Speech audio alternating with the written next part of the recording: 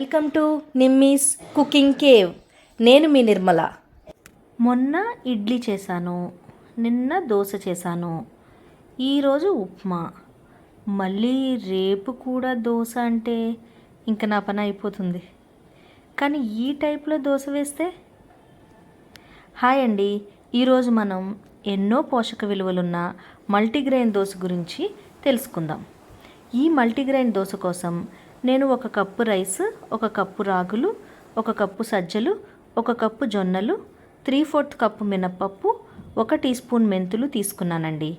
ఈ మల్టీగ్రెయిన్స్ యొక్క ఆరోగ్య ప్రయోజనాలు కూడా తెలుసుకుందాం రండి.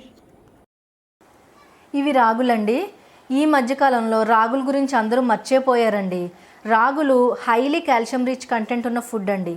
మనం మార్నింగ్ లేవగానే రాగి జావ తాగితే బాడీ చాలా కూల్ అవుతుందండి. ఇవి సజ్జలండి. ఉమెన్ కోసమే ఉన్న ఫుడ్ అని సజ్జలను అంటారండి. బ్యాక్ పెయిన్ రిలీఫ్ నుంచి బోన్ స్ట్రెంగ్త్ వరకు కూడా సజ్జలు మనకి యూజ్ అవుతాయండి.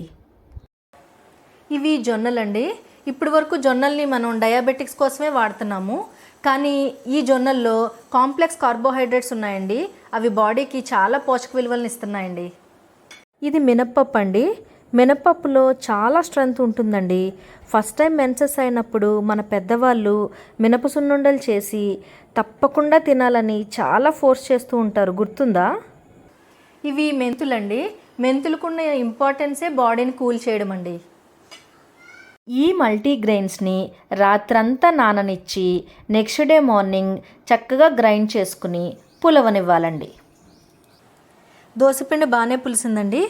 మామూలుగా చలికాలం అప్పుడు దోసపిండి అంతగా పులవదండి. ఇప్పుడు వేసవికాలమే కదా, బాగానే పులిసిందండి.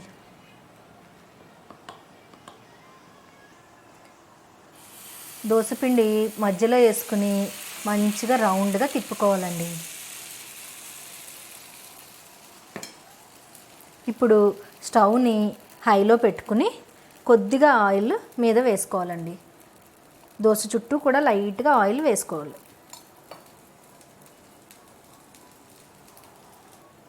దోశని రెండో సైడ్ తిప్పుకోవాలండి. ఒక సైడ్ కాలిపోయాక. చూడడానికి వేడివేడి దోశ రెడీ అండి. ఈ దోశని మనం ఏ చట్నీతో తిన్నా సూపర్ టేస్టీగా ఉంటుందండి. నా వీడియో కనుక మీకు నచ్చినట్లయితే లైక్ చేయండి, షేర్ చేయండి, కమెంట్ చేయండి. ఇలాంటి మరెన్నో వంటకాల కోసం నా ఛానల్ని సబ్స్క్రైబ్ చేసుకోండి.